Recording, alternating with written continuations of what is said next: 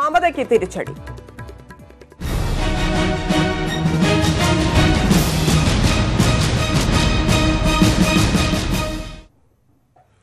പശ്ചിമബംഗാൾ മുഖ്യമന്ത്രി മമതാ ബാനർജിക്ക് കൊൽക്കത്തയിൽ നടത്തിവന്ന ധർണ അവസാനിപ്പിച്ചു. ധർണ ജനാധിപത്യ വിജയമാണെന്ന് മമതാ ബാനർജി പറഞ്ഞു. This dharna is a victory for the people, victory for the country, victory for the democracy, victory for the constitution. So let us finish it today, let us end it today, because already court gave a very positive judgment, and court gave judgment for the people, by the people, of the people. And so you end it today, but next week we will continue to take our program in Delhi. മുടികൃഷ്ണൻ ചേർന്നു. ഉണ്ണി, ധർണ അവസാനിപ്പിച്ചതിന് എന്താണ് മമതാ ബാനർജിയുടെ വിശദീകരണം? വിശദാംശങ്ങൾ. സിബിഐയുമായുള്ള ഏറ്റുമുട്ടലിനെ തുടർന്ന് മമതാ ബാനർജി കൊൽക്കത്തയിൽ metro ചാനലിന് പുറത്ത് നടത്തിവരുന്ന ധർണയാണ് ഇപ്പോൾ അവസാനിപ്പിച്ചിരിക്കുന്നത്. ധർണ അവസാനിപ്പിക്കാൻ കാരണമായിരിക്കുന്നത് സുപ്രീം കോടതിയുടെ ഇന്നത്തെ ഉത്തരവ് തന്നെയാണ്. മമതയ്ക്ക് ഉത്തരവ് തിരിച്ചടിയാണെന്ന് സിബിഐയും കേന്ദ്ര സർക്കാരും പറയുമ്പോൾ ഉത്തരവ് അനുകൂലമാണെന്ന അവകാശവാദത്തിലാണ് മമതാ ബാനർജി. കാരണം ഈ സിബിഐ തന്റെ പോലീസ് ഉദ്യോഗസ്ഥർക്കെതിരെ പ്രതികാര നടപടി സ്വീകരിക്കുന്നത് ആ വിധിയിലൂടെ ഇല്ലാതായി എന്നാണ് മമത പറയുന്നത്. സുപ്രീം കോടതിയിൽ നിന്നും അനുകൂലമായ ഉത്തരവാണ് ഉണ്ടായത്. ഈ സാഹചര്യത്തിൽ സത്യാഗ്രഹം പിൻവലിക്കുകയാണെന്ന് മമതാ ബാനർജി പ്രഖ്യാപിച്ചു. ഈ സമരത്തിന്റെ തുടർച്ച അടുത്ത ആഴ്ച ഡൽഹിയിൽ ഉണ്ടാകും. ഡൽഹിയിൽ ശക്തമായി ഇതിന്റെ തുടർ നടപടികളുമായി മുന്നോട്ട് പോകുമെന്നാണ് മമത അറിയിച്ചിട്ടുള്ളത്. ആന്ധ്ര മുഖ്യമന്ത്രി ചന്ദ്രബാബു നായിഡു ഇന്ന് മമതാ ബാനർജിക്ക് ഐക്യദാർഢ്യം പ്രഖ്യാപിച്ചുകൊണ്ട് സമരവേദിയിൽ എത്തിയിരുന്നു. ചന്ദ്രബാബു നായിഡുവിന്റെ കൂടി സാന്നിധ്യത്തിലാണ് മമതാ ബാനർജി സമരം അവസാനിക്കുന്ന കാര്യം പ്രഖ്യാപിച്ചത്. ഇന്നിപ്പോൾ വൈകിട്ട് കേന്ദ്ര ആഭ്യന്തര മന്ത്രാലയം കൊൽക്കത്ത പോലീസ് കമ്മീഷണർ രാജീവ് കുമാറിനെതിരെ അച്ചടക്ക നടപടി എടുക്കണമെന്ന് ആവശ്യപ്പെട്ടിരുന്നു. അച്ചടക്ക നടപടി എടുക്കണമെന്ന കേന്ദ്ര സർക്കാരിന്റെ ആവശ്യം രാഷ്ട്രീയ പ്രേരിതമാണ്. അതിലൊക്കെ തുടർ നടപടികൾ ഉണ്ടാകും, കൃത്യമായ മറുപടികൾ നൽകുമെന്നാണ് മമതാ ബാനർജി പറഞ്ഞിരിക്കുന്നത്. എന്നാലും മമത ഈ കോടതിയിൽ നിന്നുണ്ടായ ഭാഗിക തിരിച്ചടിക്ക് പിന്നാലെ ഈ സമരം അവസാനിപ്പിക്കുമ്പോഴും രാഷ്ട്രീയമായി മമതയ്ക്ക് പ്രതിപക്ഷത്തിന്റെ വലിയ പിന്തുണ ഉറപ്പാക്കാൻ കഴിഞ്ഞിട്ടുണ്ട്. പ്രതിപക്ഷ നേതാക്കൾ ബംഗാളിൽ എത്തിക്കൊണ്ട് മമതയ്ക്ക് പിന്തുണ അറിയിച്ചിട്ടുണ്ട്. കോൺഗ്രസിന്റെ അടക്കം പിന്തുണ നേടാനും കഴിഞ്ഞു. ആ രീതിയിൽ ദേശീയ തലത്തിൽ മോഡിക്കെതിരായ പ്രബല എതിരാളി എന്ന രീതിയിൽ മമതയെ ഉയർത്തിക്കൊണ്ടുവന്നാണ് ഈ പ്രതിഷേധത്തിന് വിരാമമാകുന്നത്. ശരി ഉണ്ണി, ധർണ വിജയമെന്നാണ് മമതാ ബാനർജി പറയുന്നത്. മമതയുടെ ധർണ അവസാനിപ്പിച്ചിരിക്കുന്നു. ബംഗാളിലെ രാഷ്ട്രീയ നാടകത്തിന് മറുപടിയുമായി സുപ്രീംകോടതി. കൊൽക്കത്ത പോലീസ് കമ്മീഷണർ രാജീവ് കുമാർ അന്വേഷണ സംഘത്തിന് മുന്നിൽ ഹാജരാകണം. രാജീവ് കുമാറിനെ അറസ്റ്റ് ചെയ്യാൻ പാടില്ല. സിബിഐ നൽകിയ കോടതിയലക്ഷ്യ ഹർജികളിൽ ചീഫ് സെക്രട്ടറിക്കും ഡിജിപിക്കും കമ്മീഷണർക്കും നോട്ടീസ് അയച്ചു. രാജീവ് കുമാറിനെതിരെ അച്ചടക്ക നടപടി സ്വീകരിക്കണമെന്ന് ആഭ്യന്തര മന്ത്രാലയം ചീഫ് സെക്രട്ടറിക്ക് നിർദ്ദേശം നൽകി. ചിട്ടി തട്ടിപ്പ് കേസിൽ കൊൽക്കത്ത പോലീസ് കമ്മീഷണർ രാജീവ് കുമാറിനെ സിബിഐ ചോദ്യം ചെയ്യാൻ ശ്രമിച്ചതിനെ തുടർന്നുണ്ടായ വിവാദങ്ങൾക്ക് താൽക്കാലിക വിരാമമിട്ടുകൊണ്ടാണ് സുപ്രീം കോടതി ഉത്തരവ്. രാജീവ് കുമാർ ചോദ്യം ചെയ്യലിന് സിബിഐക്ക് മുമ്പാകെ ഹാജരാകണം. ബംഗാളിൽ പ്രശ്നങ്ങൾക്ക് സാധ്യതയുള്ളതിനാൽ ഷില്ലോങ്ങിലാകണം ചോദ്യം ചെയ്യൽ. അറസ്റ്റോ ബലപ്രയോഗമോ പാടില്ല. कोर्ट ने ये उचित समझा कि राजीव कुमार जी सीबीआई के सामने जो इन्वेस्टिगेटिव एजेंसी है उनसे कोऑपरेशन दे, पूर्ण रूप से कोऑपरेट करें. साथ साथ ये स्पष्ट किया कि उनके खिलाफ कोई ऐसी कार्रवाई ना हो जिसे कोर्सिव स्टेप कहा जाए. ചോദ്യം ചെയ്യലിനെത്തിയ ഉദ്യോഗസ്ഥരെ തടസ്സപ്പെടുത്തിയതിന് സംസ്ഥാന chief secretary, DGP, police commissioner എന്നിവർക്കെതിരെ സിബിഐ നൽകിയ കോടതിയലക്ഷ്യ ഹർജിയിൽ ചീഫ് ജസ്റ്റിസ് അധ്യക്ഷനായ ബെഞ്ച് നോട്ടീസ് അയച്ചു. ഫെബ്രുവരി 18-നകം മറുപടി നൽകണം. ഉദ്യോഗസ്ഥരെ നേരിട്ട് വിളിച്ചു വരുത്തണമോ എന്ന് മറുപടി പരിശോധിച്ച് ഫെബ്രുവരി 20-ന് കോടതി തീരുമാനിക്കും. അന്വേഷണം അട്ടിമറിക്കാൻ രാജീവ് കുമാർ ശ്രമിച്ചതിന് സിബിഐ ഹാജരാക്കിയ തെളിവുകൾ പരിഗണിച്ചാണ് ഉത്തരവ്. പ്രധാന തെളിവായ ലാപ്ടോപ്പുകളും മൊബൈൽ ഫോണുകളും രാജീവ് കുമാർ ഫോറൻസിക് പരിശോധനയ്ക്ക് അയച്ചില്ല. കോൾ റെക്കോർഡുകൾ ഡിലീറ്റ് ചെയ്തുവെന്നുമാണ് വാദം. കോടതി ഇടപെടലിന് പിന്നാലെ രാജീവ് കുമാറിനെതിരെ അച്ചടക്ക നടപടി ആവശ്യപ്പെട്ട് ആഭ്യന്തര മന്ത്രാലയം ബംഗാൾ ചീഫ് സെക്രട്ടറിക്ക് കത്ത് നൽകി. മുഖ്യമന്ത്രിക്കൊപ്പം ധർണയിരുന്ന കമ്മീഷണറുടെ നടപടി അഖിലേന്ത്യാ സർവീസ് ചട്ടങ്ങളുടെ ലംഘനമാണെന്ന് കാട്ടിയാണ് നടപടി നിർദ്ദേശം. അന്വേഷണവുമായി സഹകരിക്കാതിരുന്ന ഉദ്യോഗസ്ഥനെ ഹാജരാക്കാനായത് വിജയമായി സിബിഐയും കേന്ദ്ര സർക്കാരും അവകാശപ്പെടുന്നു. എന്നാൽ രാജീവ് കുമാറിന്റെ അറസ്റ്റ് വിലക്കിയത് വിജയമെന്ന് മമതയും. സുപ്രീംകോടതിയിൽ നിന്നും ക്യാമറാമാൻ കെ.പി. ധനേഷിനൊപ്പം എം. ഉണ്ണികൃഷ്ണൻ, ന്യൂസ് 18. അഴിമതി കേസിൽ തിരിച്ചടി, രാഷ്ട്രീയ പോരാട്ടത്തിൽ നേട്ടം. ഇതാണ് ചിട്ടി ഫണ്ട് കുംഭകോണവുമായി ബന്ധപ്പെട്ട് കൊൽക്കത്തയിൽ മമതാ ബാനർജി നടത്തിയ നാടകത്തിന്റെ ഫലം. മമതയുടെ വലം കൈയായി തുടരുന്ന കൊൽക്കത്ത പോലീസ് കമ്മീഷണറെ ചോദ്യം ചെയ്യാൻ സുപ്രീംകോടതി അവസരമൊരുക്കിയത് സിബിഐക്കും കേന്ദ്ര സർക്കാരിനും ആശ്വാസമായി. ചിട്ടി തട്ടിപ്പ് കേസിൽ കൊൽക്കത്ത പോലീസ് കമ്മീഷണറെ ചോദ്യം ചെയ്യാനുള്ള സിബിഐയുടെ ശ്രമം തെരുവിൽ തടയാൻ സാധിച്ചെങ്കിലും കോടതിയിൽ വിലപ്പോവില്ലെന്ന് മമതാ ബാനർജിക്കും വ്യക്തമായിരുന്നു. തന്റെ പോരാട്ടം അന്വേഷണത്തിനെതിരെയല്ലെന്ന് കഴിഞ്ഞ ദിവസം തന്നെ മമതാ ബാനർജി പ്രഖ്യാപിച്ചതും ഈ തിരിച്ചറിവിന്റെ ഭാഗമായി തന്നെയാണ്. ഇതറിഞ്ഞിട്ടും തെരുവിലിറങ്ങിയത് തന്റെ പോരാട്ടം ബംഗാളിന്റെ പോരാട്ടമാക്കുക, അത് കേന്ദ്ര സർക്കാരിനെതിരെയുള്ള പ്രതിപക്ഷത്തിന്റെ പോരാട്ടമാക്കുക എന്ന ലക്ഷ്യങ്ങളോടെയായിരുന്നു. ആ രാഷ്ട്രീയ പോരാട്ടത്തിൽ മമതാ ബാനർജി വിജയിച്ചു. Victory of democracy, victory of constitution and victory of all my forces including central and state forces. അതേസമയം കൊൽക്കത്ത പോലീസ് കമ്മീഷണറോട് അന്വേഷണത്തിന് ഹാജരാകാൻ കോടതി നിർദ്ദേശിച്ചത് അഴിമതി കേസിൽ മമതാ ബാനർജിക്ക് തിരിച്ചടി തന്നെയാണ്. Today this investigation must be done in a fair manner. Let us not politicize it. Today is a great moral victory of the CBI. അതിലും വലിയ തിരിച്ചടിയാണ് ചോദ്യം ചെയ്യൽ ഷില്ലോങ്ങിലേക്ക് മാറ്റിയത്. സിബിഐ നിർദ്ദേശിക്കുന്ന ദിവസം കൊൽക്കത്ത പോലീസ് കമ്മീഷണർ ഹാജരാകണം. അവർക്ക് ആവശ്യമായ സമയമെടുത്ത് ചോദ്യം ചെയ്യൽ പൂർത്തിയാക്കാം. ഒരു രാഷ്ട്രീയ പിന്തുണയ്ക്കും നാടകത്തിനും അവസരമുണ്ടാകില്ല. ചോദ്യം ചെയ്യലിനിടെ കടുത്ത മുറകൾ സ്വീകരിക്കുന്നതിനുള്ള തടസ്സമാണ് ഇക്കാര്യത്തിൽ ഏക ആശ്വാസം. TJ Sreelal, news 18. അസം പൌരത്വ രജിസ്റ്റർ നടപടികൾ വൈകിപ്പിക്കുന്നതിൽ കേന്ദ്രത്തെ വിമർശിച്ച് സുപ്രീംകോടതി. രജിസ്റ്ററുമായി ബന്ധപ്പെട്ട നടപടികൾ വൈകിപ്പിക്കാൻ കേന്ദ്ര ആഭ്യന്തര മന്ത്രാലയം ശ്രമിക്കുന്നതായി ചീഫ് ജസ്റ്റിസ് അധ്യക്ഷനായ ബെഞ്ച് വ്യക്തമാക്കി. വേണ്ടിവന്നാൽ ആഭ്യന്തര സെക്രട്ടറിയെ വിളിച്ചുവരുത്തുമെന്നും കേന്ദ്ര സമീപനം വേദനിപ്പിക്കുന്നുവെന്നും കോടതി പറഞ്ഞു. സ്ത്രീത്വത്തെ അപമാനിച്ചെന്ന പരാതിയിൽ മന്ത്രി ജി സുധാകരനെതിരെ കേസെടുക്കാൻ കോടതി ഉത്തരവ്. മുൻ പേഴ്സണൽ സ്റ്റാഫ് അംഗം നൽകിയ പരാതിയിൽ അമ്പലപ്പുഴ ഫസ്റ്റ് ക്ലാസ് ജുഡീഷ്യൽ കോടതിയുടേതാണ് ഉത്തരവ്. മാർച്ച് 29-ന് മന്ത്രി കോടതിയിൽ ഹാജരാകണം. ജി സുധാകരൻ സഹകരണ ദേവസ്വം മന്ത്രിയായിരുന്ന കാലഘട്ടത്തിൽ പേഴ്സണൽ സ്റ്റാഫ് അംഗമായിരുന്ന തോട്ടപ്പള്ളി സ്വദേശിനി നൽകിയ പരാതിയിലാണ് കേസെടുക്കാൻ കോടതി ഉത്തരവിട്ടത്. 2016 ഫെബ്രുവരി 28-നായിരുന്നു കേസിനാസ്പദമായ സംഭവം. തോട്ടപ്പള്ളിയിൽ നടന്ന റോഡ് നിർമ്മാണ ഉദ്ഘാടന വേദിയിൽ സ്ത്രീത്വത്തെ അപമാനിക്കുന്ന രീതിയിൽ പ്രസംഗിച്ചുവെന്ന് ചൂണ്ടിക്കാട്ടിയായിരുന്നു കേസ്. മുൻ CPM ബ്രാഞ്ച് സെക്രട്ടറി കൂടിയായ സ്ത്രീയുടെ പരാതിയിൽ അമ്പലപ്പുഴ പോലീസ് കേസെടുത്തു. പാർട്ടിയിൽ പരാതി കൊടുത്തു, യാതൊരു നടപടിയില്ല. പോലീസ് സ്റ്റേഷനിൽ വന്ന് പരാതി കൊടുത്തു, അല്ല അന്വേഷിച്ച് എഫ്ഐആർ ഇട്ടു, ഒരു നടപടിയില്ല. പിന്നീട് എഫ്ഐആർ ഇട്ടിട്ട് നടപടിയൊന്നുമില്ല. ആദ്യം ന്യായാലയം കോടതി കേസ് പരിഗണിച്ചെങ്കിലും വകുപ്പ് 509 പ്രകാരമുള്ള കേസായതിനാൽ പിന്നീട് അമ്പലപ്പുഴ ഫസ്റ്റ് ക്ലാസ് മജിസ്ട്രേറ്റ് കോടതിക്ക് കൈമാറി.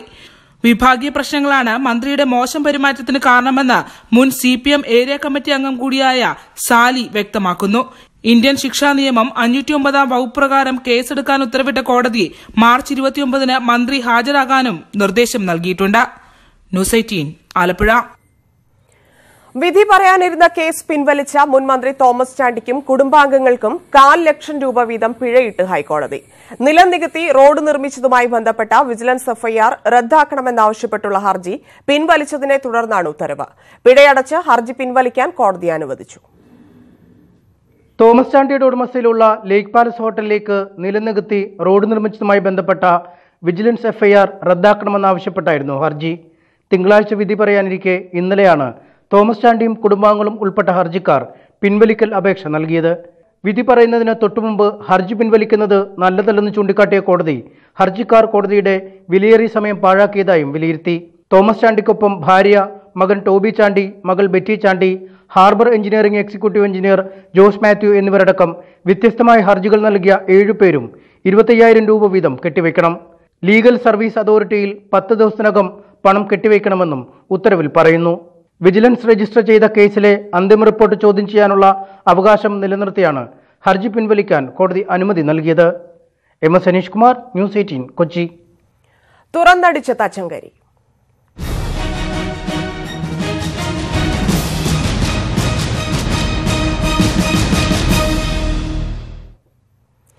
ഒന്നര വർഷം കൂടി കിട്ടിയിരുന്നുവെങ്കിൽ KSRTCയുടെ മുഴുവൻ കടങ്ങളും തീർക്കാൻ തനിക്ക് കഴിയുമായിരുന്നുവെന്ന് മുൻ MD ടോമിൻ തച്ചങ്കരി. വഴങ്ങാത്ത മേലധികാരിയെ സ്വാധീനം ഉപയോഗിച്ച് നീക്കുന്ന വൻ സാമ്പത്തിക ശക്തികളാണ് KSRTCയിലെ യൂണിയനുകളെന്നും തച്ചങ്കരി പറഞ്ഞു. ന്യൂസ് 18 കേരളത്തിന്റെ വരികൾക്കിടയിൽ പരിപാടിയിൽ മനസ്സ് തുറന്ന ടോമിൻ തച്ചങ്കരി KSRTCയിലെ തന്റെ കസേര നഷ്ടമായതിലുള്ള നിരാശ മറച്ചുവെച്ചില്ല. 10,500 ബസ്സുകളുമായി ഞാൻ അങ്ങോട്ട് ചെന്നിട്ട് ഈ ഗ്രാമീണ മേഖല മൊത്തം അങ്ങ് കലക്കാൻ വെച്ചു. ഇവിടെ ലാഭം ഉണ്ടായാലും അവിടെ കോസ്റ്റ് കിട്ടിയാൽ മതി. അപ്പോൾ അവരുടെ ഒരു ഗുഡ് വില്ല് കിട്ടാനുള്ള ഒരു ഭയങ്കരമായ ആഗ്രഹം ഉണ്ടായിരുന്നു. കാരണം ആ വിഡ്രോ ചെയ്യപ്പെട്ട ബസ്സുകളുടെ സ്ഥാനത്ത് അതിൻ്റെ ഇരട്ടിയായിട്ട് അവർക്ക് തിരിച്ചു കൊടുക്കുക, അതെനിക്ക് കഴിയാത്തത് എനിക്ക് വിഷമമുണ്ട്. 1.5 വർഷം കൂടി കിട്ടിയിരുന്നെങ്കിൽ KSRTCയുടെ 700 കോടി രൂപയുടെ കടം തീർക്കാൻ തനിക്ക് കഴിയുമായിരുന്നു. KSRTCയെ ലാഭത്തിലാക്കാന്ന് മാത്രമല്ല, പഴയ കടങ്ങളൊക്കെ തീർക്കാനും കഴിഞ്ഞേനെ. TDS അടയ്ക്കാതിരിക്കുക, ആൾക്കാർക്ക് കൊടുക്കാനുള്ള പൈസ, സപ്ലൈസിനുള്ളത് എല്ലാം കൂടി. അപ്പോൾ ഓരോ മാസമായിട്ട് കുറച്ച് പൈസ കൊടുക്കാനും കഴിഞ്ഞേനെ. താൻ എന്തൊക്കെ ചെയ്തിരുന്നെങ്കിലും യൂണിയൻ നേതാക്കൾ അതിനെയെല്ലാം എതിർത്തു. ഞാൻ എന്ത് ചെയ്താലും അതിനെ എതിർക്കുമായിരുന്നു. അതായിരുന്നല്ലോ ഒരു പ്രധാന കാരണവും. ഇതിനകത്ത് ഏതാ ശരി ഏതാ തെറ്റെന്ന് പറയേണ്ട ഒരു സെഗ്മെന്റാണ് ഗവൺമെന്റ്. KSRTC നഷ്ടത്തിലാണെങ്കിലും അവിടുത്തെ തൊഴിലാളി സംഘടനകൾ ലാഭത്തിലാണ്. വഴങ്ങുന്നയാളല്ല മേലധികാരിയെങ്കിൽ യൂണിയനുകൾ കുപ്രചരണം തുടങ്ങും. പിന്നെ സ്വാധീനം ഉപയോഗിച്ച് മാറ്റും. അവരാദ്യം ഈ ചീഫ് എക്സിക്യൂട്ടീവിനെ ന്യൂട്രലൈസ് ചെയ്യാൻ നോക്കും. ന്യൂട്രലൈസ് എന്ന് പറഞ്ഞാൽ അയാളുടെ പേരിൽ അലിഗേഷൻ പറയും, അയാളെ പറ്റി വേറെ കുപ്രണങ്ങൾ പറയാം. അതൊക്കെ ഒരു സ്റ്റൈലാണ്. ഇതിലൊന്നും വരളാത്ത ആളാന്ന് കണ്ടാൽ പിന്നെ അവർ അടുത്ത ലെവലിൽ എന്നെ മാറ്റാൻ സ്വാധീനമുള്ളവരുടെ അടുത്തേക്ക് ചെല്ലുകയാണ്. താൻ KSRTC MD ആയിരുന്നപ്പോൾ പ്രൈവറ്റ് ബസ് ഉടമകൾ അസ്വസ്ഥരായിരുന്നുവെന്നും തച്ചങ്കരി പറഞ്ഞു. News desk, news 18. KSRTC ദിവസ വരുമാനത്തിൽ വൻ ഇടിവ്. കഴിഞ്ഞ മാസം 8.5 കോടി രൂപ വരെ കളക്ഷൻ ഉണ്ടായിരുന്ന സ്ഥാനത്ത് ഇപ്പോൾ വരുമാനം 6 കോടി രൂപയ്ക്കും താഴെയാണ്. ടോമിൻ ജെ തച്ചങ്കരി MD സ്ഥാനം ഒഴിഞ്ഞ ശേഷമുള്ള കഴിഞ്ഞ 3 ദിവസത്തെ കളക്ഷനിലും വൻ കുറവാണുണ്ടായത്. കഴിഞ്ഞ മാസം 7-ാം തീയതിയാണ് KSRTCയുടെ വരുമാനം ആദ്യമായി 8.5 കോടി രൂപ കടന്നത്. എന്നാൽ മണ്ഡലകാലം അവസാനിച്ച കഴിഞ്ഞ മാസം 20-ാം തീയതി മുതൽ തന്നെ വരുമാനം ഇടിഞ്ഞു തുടങ്ങി. കഴിഞ്ഞ 5 ദിവസവും 6 കോടി രൂപയിൽ താഴെയാണ് കളക്ഷൻ. മണ്ഡലകാലത്തിന് ശേഷം ജനുവരി 28-ന് മാത്രമാണ് കളക്ഷൻ 7 കോടി രൂപയിലെത്തിയത്. മണ്ഡലകാലത്തിന് ശേഷമുള്ള ദിവസ വരുമാന കണക്ക് ഇങ്ങനെ.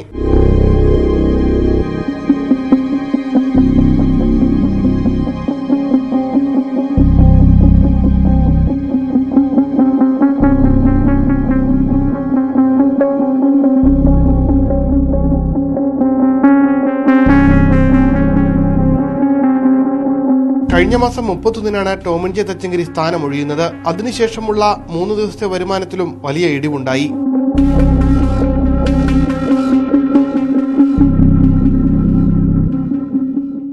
വരുമാനക്കുറവുണ്ടായെന്നും വർദ്ധിപ്പിക്കണമെന്നും ആവശ്യപ്പെട്ട് operational deputy general manager circular ഇറക്കിയിട്ടുണ്ട്. സർവീസ് നടത്തിപ്പിലെ അപാകതയാണ് വരുമാനം കുറയാൻ കാരണമെന്നാണ് കണക്കാക്കുന്നത്. അതിനാൽ സർവീസ് റദ്ദു ചെയ്യുന്നത് ഒഴിവാക്കണമെന്നും വരുമാനമുള്ള ഷെഡ്യൂളുകൾ പരമാവധി പ്രവർത്തിപ്പിക്കണമെന്നും സർക്കുലറിൽ പറയുന്നു. ഇതോടൊപ്പം നേരത്തെ നൽകിയിട്ടുള്ള ഡിപ്പോ ടാർഗറ്റ് പാലിക്കണമെന്നും നിർദ്ദേശം നൽകിയിട്ടുണ്ട്. ഉമേഷ് ബാലകൃഷ്ണൻ, ന്യൂസ് 18, തിരുവനന്തപുരം. എംപാനൽ ജീവനക്കാർ ഗതാഗത വകുപ്പ് മന്ത്രിയുമായി നടത്തിയ ചർച്ച തീരുമാനമാകാതെ പിരിഞ്ഞു. വിഷയങ്ങൾ അനുഭാവപൂർവ്വം പരിഗണിച്ച് തീരുമാനമെടുക്കാമെന്ന് സമരക്കാർക്ക് മന്ത്രി ഉറപ്പു നൽകി. അന്തിമ തീരുമാനമാവുന്നതുവരെ സമരം തുടരും. മുഖ്യമന്ത്രിയെ നേരിട്ട് കണ്ട് സമരക്കാർ നിവേദനം നൽകിയതോടെയാണ് ചർച്ചയ്ക്ക് വഴിയൊരുങ്ങിയത്. ഗതാഗത വകുപ്പ് മന്ത്രിയുടെ ചേംബറിൽ 1.5 മണിക്കൂറോളം ചർച്ച നീണ്ടു. കോടതി വിധി പ്രതികൂലമായ സാഹചര്യത്തിൽ സർക്കാർ ഓർഡിനൻസ് ഇറക്കണമെന്ന ആവശ്യമാണ് സമരക്കാർ മുന്നോട്ട് വെച്ചത്. മുഖ്യമന്ത്രിയുമായി ചർച്ച നടത്തി മാത്രമേ ഇക്കാര്യത്തിൽ തീരുമാനമെടുക്കാൻ കഴിയൂ എന്നും ഉടൻ തീരുമാനമെടുക്കുന്നതിൽ പ്രായോഗിക ബുദ്ധിമുട്ടുകളുണ്ട് എന്നും മന്ത്രി ചർച്ചയിൽ സമരക്കാരെ അറിയിച്ചു. അന്തിമ തീരുമാനം വരുന്നതുവരെ സമരം തുടരും. താൽക്കാലിക ജീവനക്കാരെ സംബന്ധിച്ചോളം വളരെ ആശാവഹമായ ചർച്ചയാണ് നടന്നിട്ടുള്ളത്. ഗവൺമെന്റ് വളരെ അനുഭാവപൂർവ്വം ഈ പ്രശ്നം പരിഹരിക്കുമെന്നുള്ളത് തന്നെയാണ് നമുക്ക് ഈ ചർച്ചയുടെ ഭാഗമായിട്ട് പറയാനുള്ളത്. അപ്പോൾ ഒരു സമരത്തെ മുഖത്തുനിന്ന് പിന്തിരിഞ്ഞു പോകാനുള്ള ഒരു സാഹചര്യം ഇപ്പോൾ ഞങ്ങൾക്കില്ല. കാരണം ഞങ്ങൾക്ക് വീട്ടിൽ ചെല്ലുമ്പോൾ ജോലി തിരിച്ച് കിട്ടിയതിന് ശേഷം ഞങ്ങൾക്ക് വീട്ടിൽ ചെല്ലാൻ പറ്റുള്ളൂ. അങ്ങനെയുള്ള ഒരു സാഹചര്യം നിലനിൽക്കുന്നത് കൊണ്ട് മാത്രം ഈ സമരം ഞങ്ങൾ തുടർന്നു പോവുകയാണ്. ഇന്ന് മുഖ്യമന്ത്രിയുടെ വസതിയിലേക്ക് മാർച്ച് നിശ്ചയിച്ചിരുന്നെങ്കിലും അവസാന നിമിഷം സർക്കാർ ഇടപെടലിനെ തുടർന്ന് മാറ്റിവെക്കുകയായിരുന്നു. സെക്രട്ടേറിയറ്റിന് മുന്നിലെ സമരം 17 ദിവസം പൂർത്തിയായി. ന്യൂസ് 18, തിരുവനന്തപുരം. ശബരിമല യുവതീ പ്രവേശന വിധിക്കെതിരെ സുപ്രീംകോടതി ഭരണഘടനാ ബെഞ്ച് നാളെ പരിഗണിക്കുന്നത് 55 പുനഃപരിശോധനാ ഹർജികൾ, 4 റിട്ട് ഹർജികൾ, 2 പ്രത്യേക അനുമതി ഹർജികൾ, 2 ട്രാൻസ്ഫർ പെറ്റീഷനുകൾ എന്നിവയും ബെഞ്ചിന് മുമ്പാകെ പരിഗണിക്കുന്നുണ്ട്. ഇതിന് പുറമെ തിരുവിതാംകൂർ ദേവസ്വം ബോർഡ് സമർപ്പിക്കുന്ന സാവകാശ അപേക്ഷയും ഭരണഘടനാ ബെഞ്ചിന് മുമ്പാകെ ലിസ്റ്റ് ചെയ്തിട്ടുണ്ട്. അതേസമയം കോടതി അലക്ഷ്യ ഹർജികൾ ലിസ്റ്റ് ചെയ്തിട്ടില്ല. എം ഉണ്ണികൃഷ്ണൻ ചേരുന്നു. ഉണ്ണി, നാളെ ഏതൊക്കെ ഹർജികളാണ് പരിഗണിക്കുക? വിവരങ്ങൾ. ശബരിമല യുവതീ പ്രവേശന വിധിയുമായി ബന്ധപ്പെട്ട എല്ലാ ഹർജികളും നാളെ സുപ്രീം കോടതി പരിഗണിക്കും. വിധിയെ ചോദ്യം ചെയ്തുകൊണ്ട് റിട്ട് ഹർജികൾ നൽകിയിരുന്നു. നേരത്തെ അത് പുനഃപരിശോധനാ ഹർജികളിൽ നിന്നും വ്യത്യസ്തമായാണ് പരിഗണിച്ചിരുന്നത്. എന്നാൽ ഇപ്പോൾ റിട്ട് ഹർജികളും പുനഃപരിശോധനാ ഹർജികളും പ്രത്യേക അനുമതി ഹർജികളും എല്ലാം നാളെ ഭരണഘടനാ ബെഞ്ചിന് മുമ്പാകെ എത്തുകയാണ്. ചീഫ് ജസ്റ്റിസ് അധ്യക്ഷനായ 5-അംഗ ഭരണഘടനാ ബെഞ്ച് ആകെ 55 പുനഃപരിശോധനാ ഹർജികളാണ് പരിഗണിക്കുന്നത്. ക്ഷേത്രം തന്ത്രി കണ്ഠരര് രാജീവര് അടക്കമുള്ളവർ നൽകിയ ഹർജികൾ, പുനഃപരിശോധനാ ഹർജികൾ കോടതിയുടെ പരിഗണനയ്ക്ക് എത്തുന്നുണ്ട്. 4 റിട്ട് ഹർജികൾ, രണ്ട് ട്രാൻസ്ഫർ ഹർജികൾ, അതിലൊന്ന് സംസ്ഥാന സർക്കാർ നൽകിയതാണ്. രണ്ട് പ്രത്യേക അനുമതി ഹർജികൾ എന്നിവയും കോടതി നാളെ പരിഗണിക്കാനായി ലിസ്റ്റ് ചെയ്തിട്ടുണ്ട്. ഒപ്പം വിധി നടപ്പാക്കുന്നതിന് സാവകാശം തേടിക്കൊണ്ട് ദേവസ്വം ബോർഡ് നൽകിയ സാവകാശ അപേക്ഷയും കോടതി നാളെ പരിഗണിക്കാനായി ലിസ്റ്റ് ചെയ്തിട്ടുണ്ട്. തന്ത്രി അടക്കമുള്ളവർക്കെതിരെ കോടതിയലക്ഷ്യ നടപടി ആവശ്യപ്പെട്ടുകൊണ്ടുള്ള കോടതിയലക്ഷ്യ ഹർജി ഫയൽ ചെയ്തിരുന്നു. എന്നാൽ ആ ഹർജി നാളെ പരിഗണിക്കാനായി ലിസ്റ്റ് ചെയ്തിട്ടില്ല. ഇന്നിപ്പോൾ അഭിഭാഷകൻ ഹർജി നാളത്തേക്ക് ലിസ്റ്റ് ചെയ്യണമെന്ന് ആവശ്യപ്പെട്ടിരുന്നെങ്കിലും കോടതി ഈ ഹർജികൾ പരിഗണിക്കുന്ന ഘട്ടത്തിൽ അവിടെ ഹാജരാകാനാണ് അഭിഭാഷകന് നൽകിയിരുന്ന നിർദ്ദേശം. തന്നെയാണ്. ശരി ഉണ്ണി. ശബരിമലയിൽ ശുദ്ധിക്രിയ നടത്തിയതുമായി ബന്ധപ്പെട്ട് തന്ത്രിയുടെ വിശദീകരണം ഔദ്യോഗികമായി തനിക്ക് ലഭിച്ചിട്ടില്ലെന്ന് Devaswom board president A Padmakumar. തന്ത്രിയുടെ വിശദീകരണത്തിൽ തുടർ നടപടി ദേവസ്വം കമ്മീഷണറുമായി ആലോചിച്ച് തീരുമാനിക്കും. തന്ത്രി ശുദ്ധിക്രിയ നടത്തിയത് ദേവസ്വം ബോർഡിന്റെ അനുമതിയോടെ അല്ലെന്നും എ പത്മകുമാർ പറഞ്ഞു. തന്നിട്ടുണ്ടെന്ന് പറയുന്നത് കേട്ടു, ഞാൻ കണ്ടിട്ടില്ല. ദേവസ്വം ബോർഡിൽ കിട്ടിയിട്ടുണ്ടോ എന്ന് കിട്ടിയവരോട് ചോദിക്കുകയല്ലാതെ എനിക്ക് കിട്ടിയിട്ടില്ല. അത് കമ്മീഷണറുടെ കിട്ടിയിട്ടുണ്ടെങ്കിൽ കമ്മീഷണർ അതിൻ്റെ റിപ്പോർട്ടൂടെ വെച്ചിട്ട് അദ്ദേഹം ബോർഡിന് തരണം. ബോർഡിന് തന്നു കഴിയുമ്പോൾ അതിനെ സംബന്ധിച്ച് ബോർഡ് ചർച്ച ചെയ്യും. ശബരിമല ദർശനം നടത്തിയ കനകദുർഗയെ ഭർത്താവിന്റെ വീട്ടിൽ പ്രവേശിപ്പിക്കണമെന്ന് കോടതി ഉത്തരവ്. പുലാമന്തോൾ ഗ്രാമ ന്യായാലയമാണ് ഉത്തരവിട്ടത്. കഴിഞ്ഞ 2 ആഴ്ചയായി സർക്കാർ ആശ്രയ കേന്ദ്രത്തിലായിരുന്നു കനകദുർഗ. വീട് മറ്റാർക്കെങ്കിലും വിൽക്കുകയോ കൈമാറ്റം ചെയ്യുകയോ ചെയ്യരുതെന്നും കോടതി നിർദ്ദേശിച്ചു. വിധിയിൽ സന്തോഷമുണ്ടെന്നും സാധിക്കുമെങ്കിൽ ഇന്ന് തന്നെ വീട്ടിൽ തിരികെ കയറുമെന്നും കനകദുർഗ വ്യക്തമാക്കി. വിധിക്കെതിരെ ജില്ലാ സെഷൻസ് കോടതിയിൽ അപ്പീൽ പോകുമെന്നായിരുന്നു ഭർത്താവ് കൃഷ്ണനുണ്ണിയുടെ അഭിഭാഷകന്റെ പ്രതികരണം.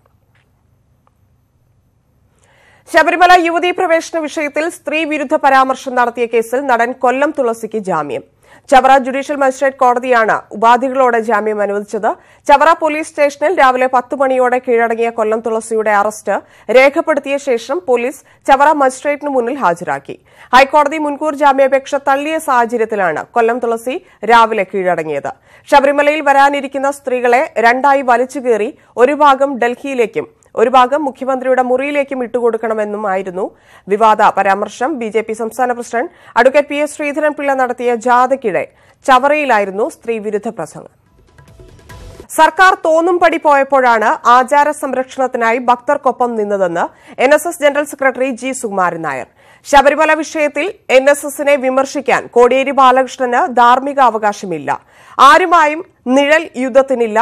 ശബരിമല വിഷയത്തിൽ തിടുക്കം കാട്ടരുത് എന്ന് മുഖ്യമന്ത്രിയോടും കോടിയേരി ബാലകൃഷ്ണനോടും നേരിട്ട് ആവശ്യപ്പെട്ടിരുന്നു. ഇതിന്റെ പേരിൽ NSSനെതിരെ വാളോങ്ങാൻ കോടിയേരിക്കും അനുയായികൾക്കും ധാർമ്മികാവകാശമില്ലെന്നും സുകുമാരൻ നായർ പറഞ്ഞു.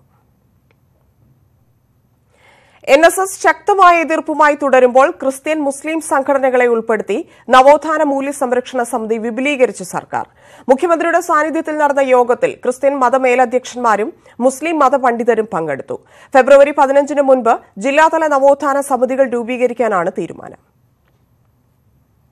CSI ദക്ഷിണ കേരള മഹായിടവക ബിഷപ്പ് ധർമ്മരാജ് റസാലം, ഓർത്തഡോക്സ് തിരുവനന്തപുരം ഭദ്രാസനാധ്യക്ഷൻ ഗബ്രിയേൽ മാർ ഗ്രിഗോറിയോസ്, ലത്തീൻ സഭ വികാരി ജനറൽ യുജിൻ പെരേര തുടങ്ങിയവർ മുഖ്യമന്ത്രിയുടെ സാന്നിധ്യത്തിൽ നടന്ന നവോത്ഥാന മൂല്യ സംരക്ഷണ സമിതി യോഗത്തിൽ പങ്കെടുത്തു. ജമാഅത്തെ ഇസ്ലാമി, KNMന്റെ വിവിധ വിഭാഗങ്ങൾ, MES എന്നീ സംഘടനകളും ഇനി നവോത്ഥാന മൂല്യ സംരക്ഷണ സമിതിയുടെ ഭാഗമാണ്. സമിതിയുടെ 9 അംഗ സെക്രട്ടേറിയറ്റ് ക്രിസ്ത്യൻ മുസ്ലിം സംഘടനാ പ്രതിനിധികളെ കൂടി ഉൾപ്പെടുത്തി വിപുലീകരിക്കും. ഫെബ്രുവരി 15 മുൻപ് ജില്ലാതല സമിതികൾ രൂപീകരിക്കും. മാർച്ച് 10 മുതൽ 15 വരെ നവോത്ഥാന മൂല്യങ്ങൾ ഉയർത്തി ജില്ലകളിൽ ബഹുജന കൂട്ടായ്മകൾ സംഘടിപ്പിക്കാനും തീരുമാനമായി. ജില്ലാതല സമിതികൾ ഫെബ്രുവരി മാസം 12 മുതൽ 15 വരെയുള്ള തീയതികളിൽ രൂപീകരിക്കും. മാർച്ച് 10 മുതൽ 15 വരെയുള്ള തീയതികളിൽ ജില്ലകളിൽ ബഹുജന കൂട്ടായ്മകൾ സംഘടിപ്പിക്കാൻ തീരുമാനിച്ചു. അല്ല, ഇന്നത്തെ യോഗത്തിൽ വിളിച്ചിട്ടില്ല, വരുന്നില്ല എന്ന് പറഞ്ഞു. ശബരിമല വിഷയത്തിൽ NSS തുറന്ന പോരിലേക്ക് നീങ്ങുമ്പോൾ സമിതിയിലൂടെ ക്രിസ്ത്യൻ മുസ്ലിം വിഭാഗങ്ങളെ ഒപ്പം നിർത്തുന്നത് ഗുണം ചെയ്യുമെന്ന കണക്കുകൂട്ടലിലാണ് സർക്കാർ. രാഷ്ട്രീയ അഭിപ്രായ വ്യത്യാസങ്ങൾ സമിതിയുടെ പ്രവർത്തനത്തെ ബാധിക്കരുതെന്ന് യോഗത്തിൽ മുഖ്യമന്ത്രി പറഞ്ഞു. നവോത്ഥാന മൂല്യങ്ങൾക്ക് പ്രസക്തി നൽകി ഉന്നത വിദ്യാഭ്യാസ രംഗത്തടക്കം പാഠ്യപദ്ധതി പരിഷ്കരിക്കണമെന്നും യോഗത്തിൽ ആവശ്യമുയർന്നു. ന്യൂസ് 18 തിരുവനന്തപുരം. വിശ്വാസികളുടെ വിശ്വാസ സംരക്ഷണത്തിന് സർക്കാർ പ്രാധാന്യം നൽകുന്നുവെന്ന് മുഖ്യമന്ത്രി. ഉന്നതമായ സാംസ്കാരിക ബോധം വികസനത്തിന്റെ അടിത്തറയാണ്. വിശ്വാസമില്ലാത്തവർക്ക് അവരുടേതായ രീതിയിലും ജീവിക്കാനുള്ള സ്വാതന്ത്ര്യമുണ്ട്. വികസന പ്രക്രിയ ശരിയായ രീതിയിൽ മുന്നോട്ടു പോകാൻ സമാധാന അന്തരീക്ഷം നിർബന്ധമാണെന്നും മുഖ്യമന്ത്രി തിരുവനന്തപുരത്ത് പറഞ്ഞു.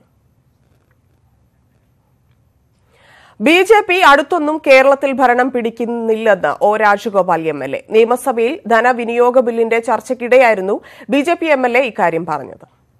കേരളത്തിലെ ബിജെപി അല്ല ഭരിക്കുന്നത്, ഭരിച്ചിട്ടുമില്ല, അടുത്തൊന്നും വരാനുള്ള സാധ്യത കാണുന്നില്ല. പ്രളയ ദുരിതാശ്വാസത്തിന് കേരളം വീണ്ടും വൻ തുകയുടെ ബില്ല് കേന്ദ്രത്തിൽ നിന്ന് ലഭിച്ചു. 102 കോടി രൂപയുടെ കണക്കുകൾ കേന്ദ്ര സർക്കാർ കേരളത്തിന് അയച്ചു. രക്ഷാ ഹെലികോപ്റ്ററുകൾ അയച്ചതു മുതൽ വ്യക്തികളെ എയർലിഫ്റ്റ് ചെയ്തതിന്റെ ചെലവ് വരെയാണ് കേന്ദ്രം നൽകിയിരിക്കുന്നത്. കണക്ക് പരിശോധിച്ച ശേഷം റീഇംബേഴ്സ്മെന്റ് ആവശ്യവുമായി കേന്ദ്രത്തെ സമീപിക്കാമെന്നും മന്ത്രി പറഞ്ഞു. രാജ്യസഭയിൽ പ്രതിരോധ സഹമന്ത്രി സുഭാഷ് ബാംറെ നൽകിയ മറുപടിയിലാണ് കേരളത്തിന് 102 കോടിയുടെ ബില്ല് നൽകിയ കാര്യം അറിയിച്ചത്. എളമരം കരീമിന്റെ ചോദ്യത്തിന് മറുപടിയായാണ് മന്ത്രി കേരളത്തിന്റെ പ്രളയ ദുരിതാശ്വാസ തുകയുടെ ബില്ല് വിവരങ്ങൾ വെളിപ്പെടുത്തിയത്.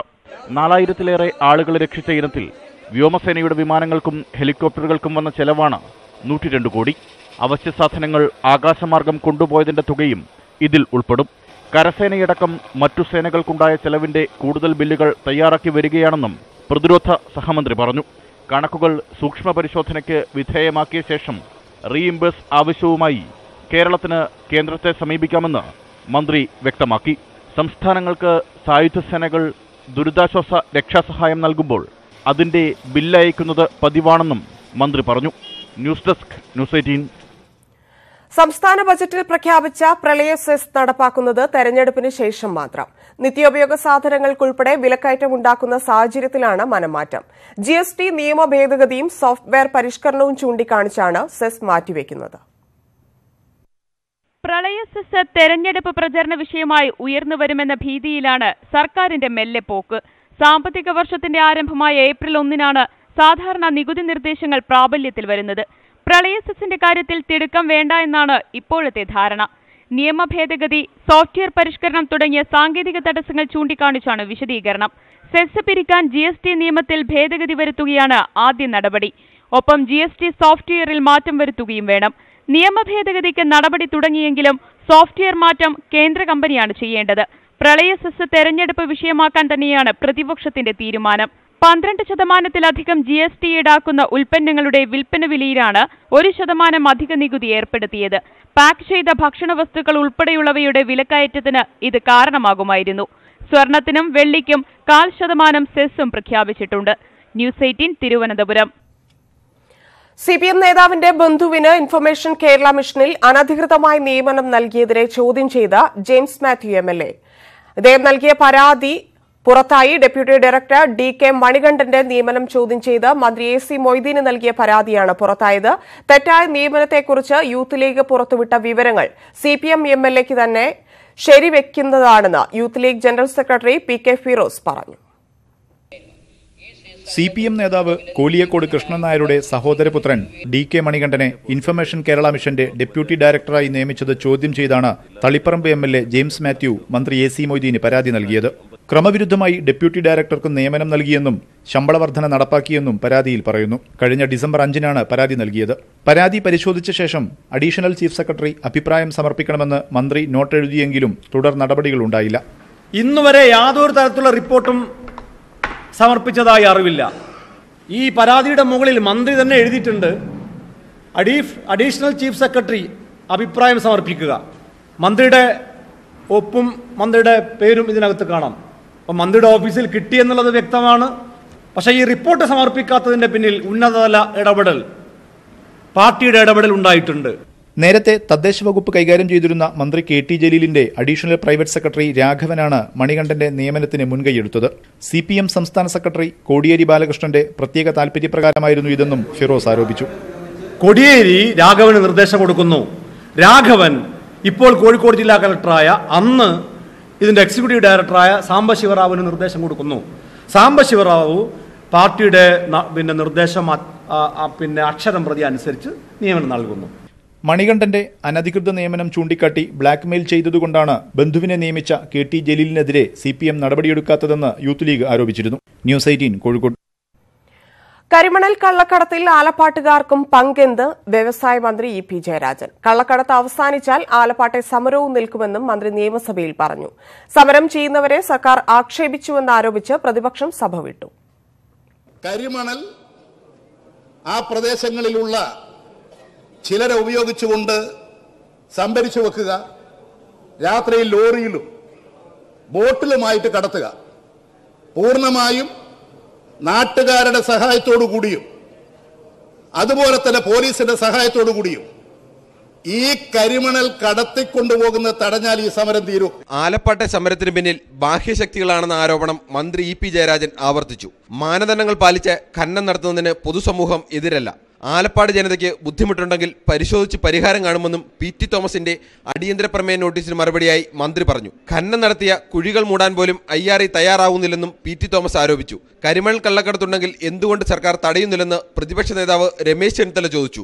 മന്ത്രിയുടെ മനോഭാവമാണ് പ്രശ്നപരിഹാരത്തിന് തടസ്സം. ഞങ്ങളാരും പറഞ്ഞത് അവിടുത്തെ ഖനനം നിർത്തിവെച്ച് IRIയും KMM പൂട്ടണം, ആയിരക്കണക്കിന് തൊഴിലാളികളുടെ ജീവിതം അപകടത്തിലാക്കണമെന്നല്ല പറഞ്ഞത്. പ്രമേയത്തിന് അവതരണാനുമതി നിഷേധിച്ചതിൽ പ്രതിഷേധിച്ച് പ്രതിപക്ഷം സഭയിൽ നിന്ന് ഇറങ്ങിപ്പോയി. ന്യൂസ് 18 തിരുവനന്തപുരം.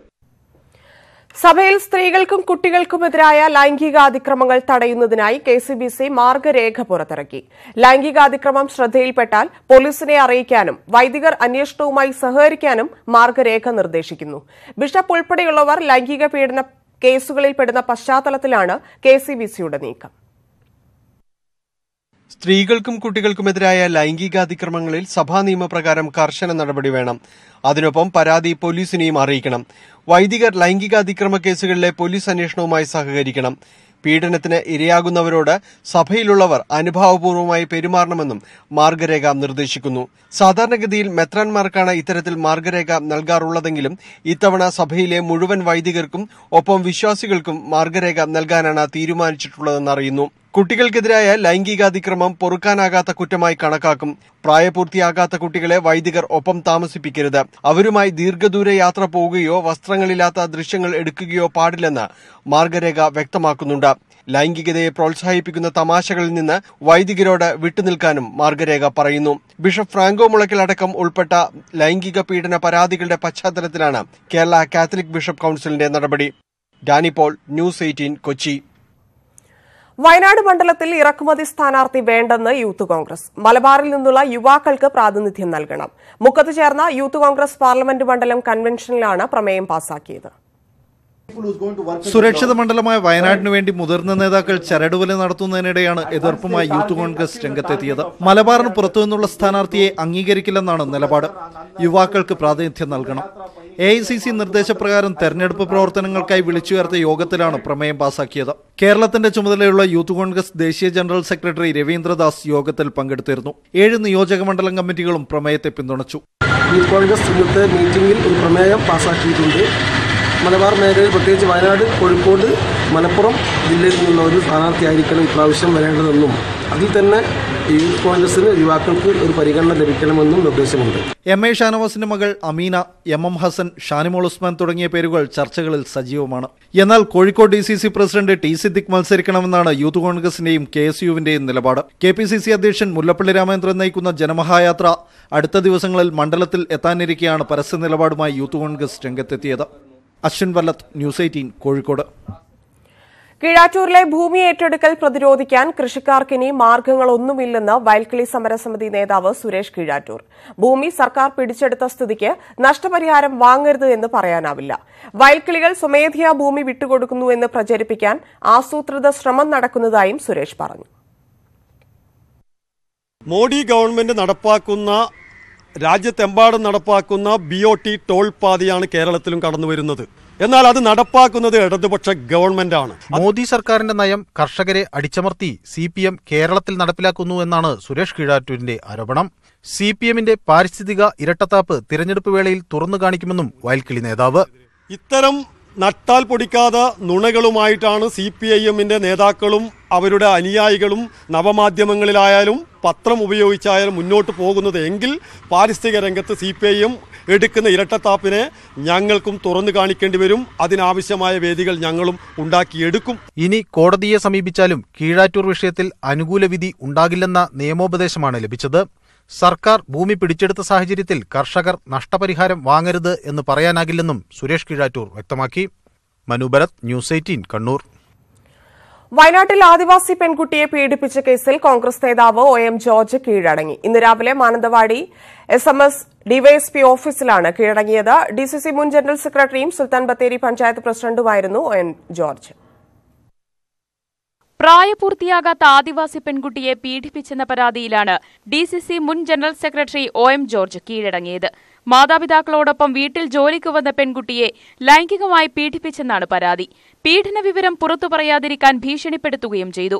പെൺകുട്ടിയെ ജോർജ് ഫോണിൽ വിളിച്ചപ്പോൾ സംശയം തോന്നിയ രക്ഷിതാക്കൾ ചൈൽഡ് ലൈനിൽ അറിയിക്കുകയായിരുന്നു.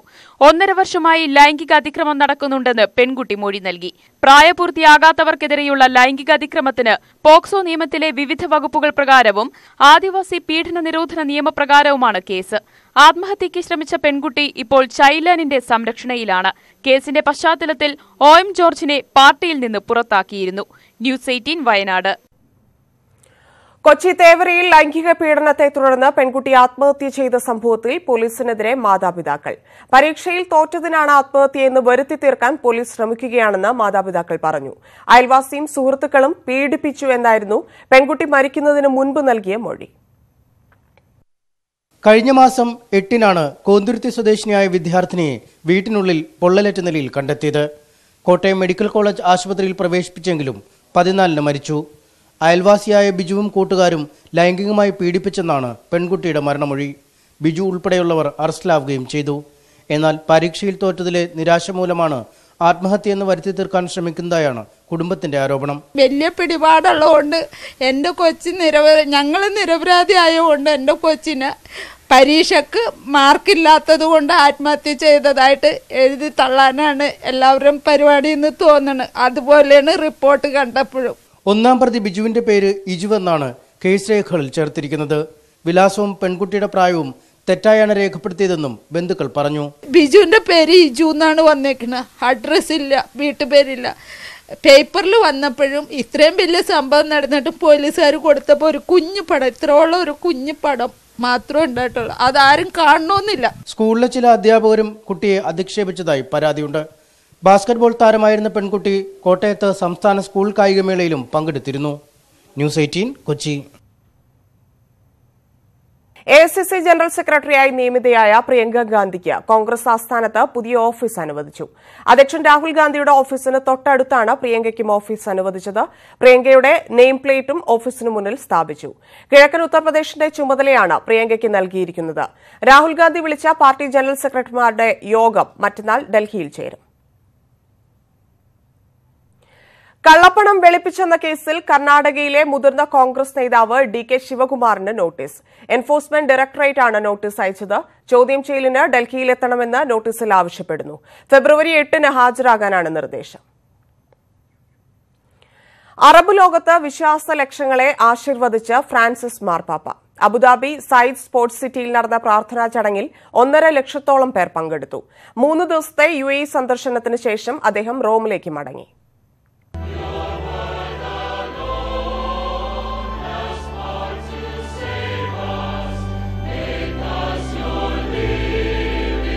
അറബ് ലോകത്തിന് ഇതൊരു അവിസ്മരണീയ നിമിഷമാണ്. ആഗോള കത്തോലിക്ക സഭയുടെ പരമാധ്യക്ഷന്റെ മധ്യസ്ഥയിൽ ദിവ്യബലി.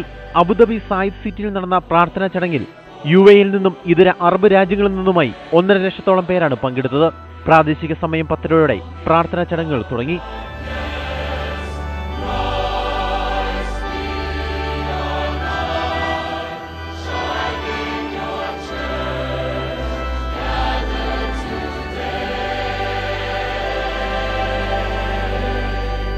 അബുദാബി സെന്റ് ജോസഫ് കത്തീഡ്രലിൽ വിശ്വാസികളുമായി കൂടിക്കാഴ്ച നടത്തിയ ശേഷമാണ് പോപ്പ് ദിവ്യബലിയിൽ പങ്കെടുത്തത്. ഗൾഫിൽ മാർപ്പാപ്പ സന്ദർശിക്കുന്ന ആദ്യ ക്രൈസ്തവ ദേവാലയമാണ് സെന്റ് ജോസഫ് കത്തീഡ്രൽ. 1 മണിക്കൂറോളം അദ്ദേഹം ഇവിടെ വിശ്വാസികളുമായി സംവദിച്ചു.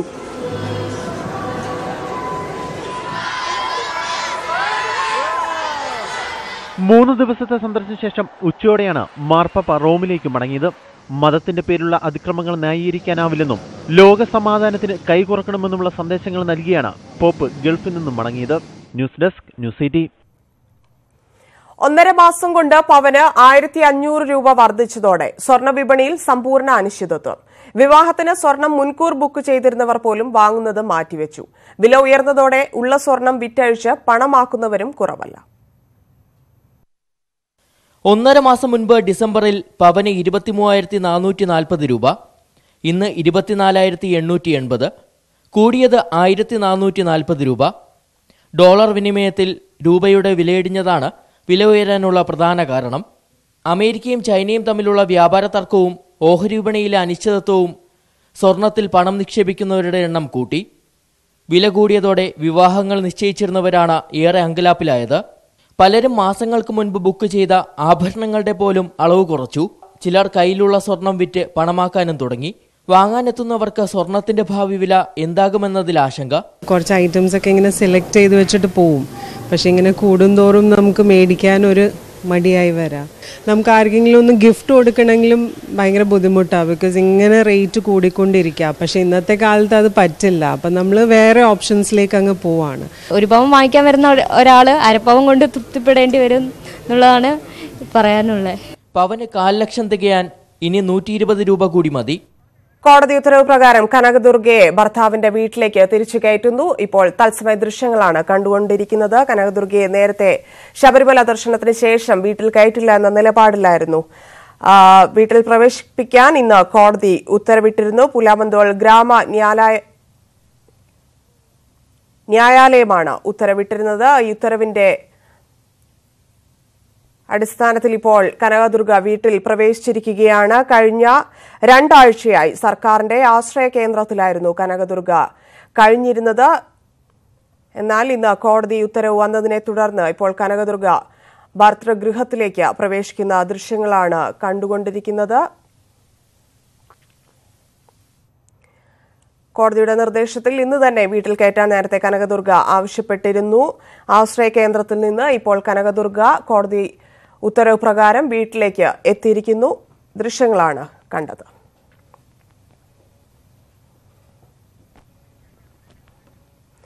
കനകദുർഗ ഭർത്താവിന്റെ വീട്ടിലേക്ക് കയറുന്ന ദൃശ്യങ്ങളാണ് കാണുന്നത്. ശബരിമല ദർശനം നടത്തിയ കനകദുർഗയെ ഭർത്താവിന്റെ വീട്ടിൽ പ്രവേശിപ്പിക്കണമെന്ന് കോടതി ഉത്തരവുണ്ടായിരുന്നു. നേരത്തെ ദർശനം കഴിഞ്ഞ് വീട്ടിലെത്തിയപ്പോൾ കനകദുർഗയെ വീട്ടിൽ നിന്ന് ആക്രമിക്കുകയും ശേഷം കനകദുർഗ ആശ്രയ കേന്ദ്രത്തിലായിരുന്നു, സർക്കാർ ആശ്രയ കേന്ദ്രത്തിലായിരുന്നു 2 ആഴ്ചയായി കഴിഞ്ഞിരുന്നത്. ഇന്ന് കോടതി ഉത്തരവ് വന്നതിനെ തുടർന്ന് ഇന്ന് തന്നെ വീട്ടിലേക്ക് മാറ്റണമെന്ന ആവശ്യം കനകദുർഗ ഉന്നയിക്കുകയും ഇപ്പോൾ വീട്ടിൽ എത്തിക്കുകയാണ് ചെയ്തിരിക്കുന്നത്. പോലീസ് ആശ്രയ കേന്ദ്രത്തിൽ നിന്നിപ്പോൾ കനകദുർഗ ഭർത്താവിന്റെ വീട്ടിൽ എത്തിയിരിക്കുന്നു. ദൃശ്യങ്ങളാണ് കണ്ടുകൊണ്ടിരിക്കുന്നത്.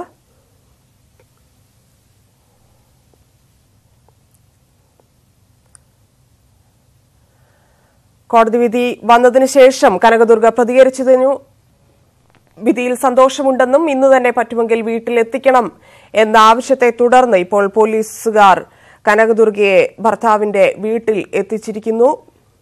പുലാമന്തോൾ ഗ്രാമ ന്യായാലയമാണ് കനകദുർഗയെ വീട്ടിൽ എത്തിക്കണം എന്ന ഉത്തരവിട്ടത്. ഭർത്താവിന്റെ വീട്ടിൽ കനകദുർഗയെ പ്രവേശിപ്പിക്കണമെന്ന ഉത്തരവിട്ടത്. കഴിഞ്ഞ 2 ആഴ്ചയായി കനകദുർഗ പോലീസിന്റെ സംരക്ഷണത്തിൽ ആശ്രയ കേന്ദ്രത്തിലായിരുന്നു കഴിഞ്ഞിരുന്നത്.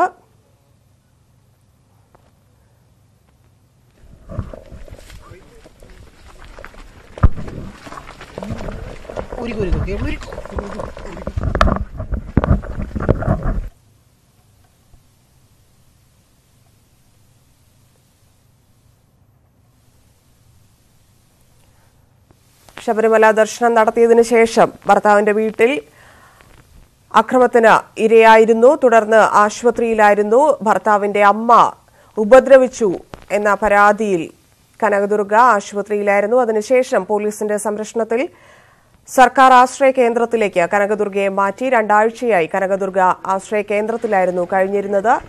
പുലാമന്തോൾ ഗ്രാമ ന്യായാലയം ഇന്ന് വീട്ടിൽ പ്രവേശിപ്പിക്കണമെന്ന് ഉത്തരവിട്ടിരുന്നു.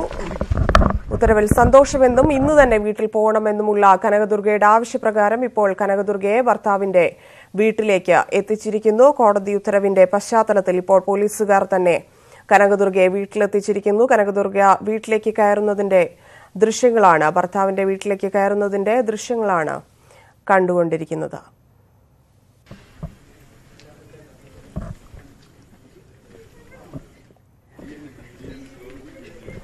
കോടതി ഉത്തരവിന്റെ അടിസ്ഥാനത്തിലാണ് ഇപ്പോൾ ഭർത്താവിന്റെ വീട്ടിൽ കനകദുർഗയെ പ്രവേശിപ്പിച്ചിരിക്കുന്നത്. നേരത്തെ ശബരിമല ദർശനം നടത്തിയതിനാൽ കനകദുർഗയെ വീട്ടിൽ കയറ്റില്ല എന്ന നിലപാടിലായിരുന്നു ബന്ധുക്കൾ ഉണ്ടായിരുന്നത്. തുടർന്ന് വീട്ടിൽ കയറിയ കനകദുർഗയ്ക്ക് നേരെ അവർ ആക്രമണം നടത്തിയിരുന്നു. കനകദുർഗയ്ക്ക് പരിക്കേറ്റിരുന്നു, ആശുപത്രിയിലായിരുന്നു. തുടർന്ന് പോലീസ് സംരക്ഷണത്തിലായിരുന്നു. പോലീസിന്റെ സർക്കാരിന്റെ ആശ്രയ കേന്ദ്രത്തിലായിരുന്നു കനകദുർഗ കഴിഞ്ഞിരുന്നത്. 2 ആഴ്ചയോളം കനകദുർഗ സർക്കാർ ആശ്രയ കേന്ദ്രത്തിൽ കഴിഞ്ഞു. ഇന്ന് പുലാമന്തോൾ ഗ്രാമ ന്യായാലയം ഉത്തരവിടുന്നു. കനകദുർഗയെ ഭർത്താവിന്റെ വീട്ടിലേക്ക് പ്രവേശിപ്പിക്കണമെന്ന് കോടതി ഉത്തരവിടുന്നു. വിധിയിൽ സന്തോഷമെന്നും ഇന്ന് തന്നെ വീട്ടിൽ പോകണമെന്നുമുള്ള കനകദുർഗയുടെ ആവശ്യപ്രകാരം ഇപ്പോൾ പോലീസ് കനകദുർഗയെ വീട്ടിലേക്ക് എത്തിച്ചിരിക്കുന്നു. ഭർത്താവിന്റെ വീട്ടിലേക്ക് തന്നെ കനകദുർഗയെ എത്തിച്ചിരിക്കുന്നു. ഉത്തരവിൽ ഈ വീട് മറ്റാർക്കും വിൽക്കുകയോ കൈമാറ്റം ചെയ്യുകയോ ചെയ്യരുതെന്നും കോടതി നിർദ്ദേശിച്ചിട്ടുണ്ട്. ബന്ധുക്കൾ സ്ഥലത്തുണ്ടോ എന്നുള്ള കാര്യവും അറിയില്ല. അനുമോദ് ചേരുന്നു സ്ഥലത്തുനിന്ന്. അനുമോദ്, വീട്ടിൽ കയറിയിരിക്കുന്നു കനകദുർഗ, ഭർത്താവിന്റെ വീട്ടിൽ തന്നെ എത്തിയിരിക്കുന്നു. ഭർത്താവ് ഉൾപ്പെടെയുള്ള ബന്ധുക്കൾ ആരെങ്കിലും വീട്ടിലുണ്ടോ? പോലീസ് സംരക്ഷണത്തിലാണോ കനകദുർഗയെ എത്തിച്ചിരിക്കുന്നത്? കനകദുർഗ എന്താണ് ഉത്തരവിനോട് ഏത് രീതിയിലാണ് പ്രതികരിച്ചത്? ധന്യ, കനത്ത പോലീസിന്റെ സുരക്ഷയിലാണ് കനകദുർഗ ഇപ്പോൾ അങ്ങാടിപ്പുറത്തെ ഭർത്താവിന്റെ വീട്ടിൽ എത്തിയിട്ടുള്ളത്. ഇന്ന് 4 മണിയോടെയാണ് പുലാമന്തോൾ ഗ്രാമ ന്യായാലയം ഈ ഉത്തരവ് കനകദുർഗയ്ക്ക് അനുകൂലമായ ഉത്തരവ് പുറപ്പെടുവിച്ചത്. തുടർന്ന് ഉത്തരവിന്റെ പകർപ്പ് ലഭിച്ച ഉടൻ പെരിന്തൽമണ്ണ SIയും സംഘവും കനകദുർഗയെ അങ്ങാടിപ്പുറത്തെ വീട്ടിൽ എത്തിക്കുകയായിരുന്നു. ഉത്തരവിൽ സംതൃപ്തി ഉണ്ടെന്നും നീതി ലഭിച്ചതിൽ സന്തോഷമുണ്ടെന്നും കനകദുർഗ മാധ്യമങ്ങളോട് പറഞ്ഞു. ഇപ്പോൾ തന്റെ ഭർത്താവും അമ്മയും കുട്ടികളുമൊന്നും ഒപ്പമില്ലെങ്കിലും അല്പസമയം കഴിഞ്ഞാൽ, കുറച്ചു കാലം കഴിഞ്ഞാൽ അവർ തന്റെ കൂടെ വരുമെന്നും കനകദുർഗ വ്യക്തമാക്കി. അവർ ഇല്ലാത്തതിനാൽ തനിക്ക് വിഷമമുണ്ടെങ്കിലും അവർ സത്യം തിരിച്ചറിഞ്ഞ് എന്റെ കൂടെ വരുമെന്ന പ്രതീക്ഷയാണ് അവർ പങ്കുവച്ചത്. കൂടുതൽ പ്രതികരണങ്ങൾക്കൊന്നും തന്നെ കനകദുർഗ തയ്യാറായില്ല. ഇന്ന് ഗ്രാമ ന്യായാലയത്തിന്റെ ഉത്തരവിൽ പറയുന്ന പ്രധാന കാര്യം കനകദുർഗയെ വീട്ടിൽ കയറുന്നതിനോ തടയുന്നതിലും അവർക്ക് ബുദ്ധിമുട്ടുണ്ടാക്കുന്ന തരത്തിലും ഒന്നും തന്നെ ഉണ്ടാകാൻ പാടില്ല എന്ന് വ്യക്തമായി ഉത്തരവിൽ വ്യക്തമാക്കിയിട്ടുണ്ട്. ഒപ്പം തന്നെ ഇതിനാവശ്യമായ സുരക്ഷ നൽകേണ്ടത് സുപ്രീം കോടതിയുടെ ഉത്തരവ് തന്നെ നിലവിലുണ്ട്. ആ സാഹചര്യത്തിൽ പോലീസിന്റെ വലിയ ഒരു സന്നാഹം തന്നെ കനകദുർഗയ്ക്കൊപ്പം ഈ വീട്ടിൽ ഇനിയുള്ള ദിവസങ്ങളിൽ ഉണ്ടാകും. ഇനിയുള്ള ദിവസങ്ങളിൽ എത്രത്തോളം സുരക്ഷയാണ് ഏർപ്പെടുത്താൻ കഴിയുക പോലീസിന്? കാരണം ഇപ്പോൾ തന്നെ വീട്ടിലെത്തിച്ചിരിക്കുന്നത് നമുക്ക് ദൃശ്യങ്ങളിൽ നിന്ന് കാണാം. ഒരുപാട് പോലീസുകാരുടെ സംരക്ഷണത്തിലാണ് കനകദുർഗ വീട്ടിനകത്തേക്ക് വരെ കയറിയിരിക്കുന്നത്. നാളെ മുതൽ എത്തരത്തിലുള്ള ഒരു സംരക്ഷണമാണ് പോലീസ് ഒരുക്കുക?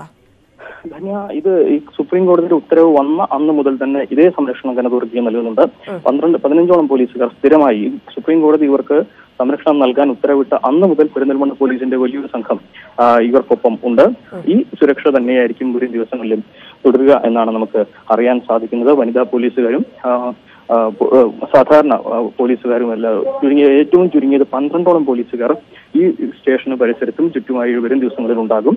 ഈ സുപ്രീം കോടതി ഉത്തരവുള്ളതുകൊണ്ട് തന്നെ ഈ എത്ര കാലം വേണം ഇത്തരം സുരക്ഷ നൽകുക എന്ന കാര്യത്തിൽ ഒരു വ്യക്തതയില്ല. അതുകൊണ്ട് തന്നെ വരും ദിവസങ്ങളിലെല്ലാം ഈ കനത്ത സുരക്ഷ കനകദുർഗയ്ക്കൊപ്പം ഉണ്ടാകും. നാളെ നമുക്കറിയാം സുപ്രീം കോടതി പുനഃപരിശോധനാ ഹർജികളൊക്കെ പരിഗണിക്കുന്ന സാഹചര്യത്തിൽ കൂടി നാളെ അനുകൂലമായോ പ്രതികൂലമായോ ഒരു വിധി ഉണ്ടായാൽ തന്നെ സ്ഥലത്ത് ഏതെങ്കിലും രീതിയിൽ ഒരു സംഘർഷ സാധ്യത ഇല്ലെങ്കിൽ കനകദുർഗ ഇപ്പോൾ വീട്ടിലെത്തിയ സ്ഥിതിക്ക് സ്ഥലത്ത് ആരെങ്കിലും തമ്പടിക്കുകയോ എന്തെങ്കിലും തരത്തിലുള്ള ആക്രമണങ്ങൾക്ക് സാധ്യതയോ പോലീസ് പറയുന്നുണ്ടോ?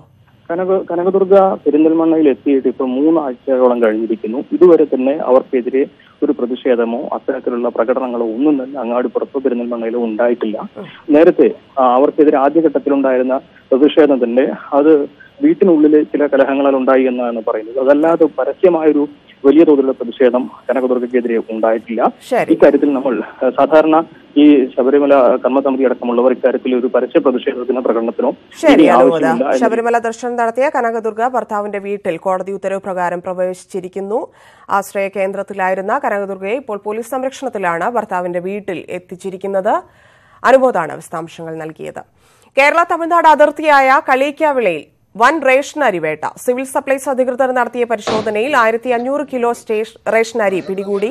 ഇഞ്ചിവിള പ്രദേശത്തെ നിരവധി ഗോഡൌണുകളിൽ നിന്നായാണ് അരി പിടികൂടിയത്. പരിശോധനാ വിവരം അറിഞ്ഞ് പൂട്ടിയിട്ട ഗോഡൌണുകൾ പൊളിച്ചാണ് വിജിലൻസ് പരിശോധന നടത്തിയത്.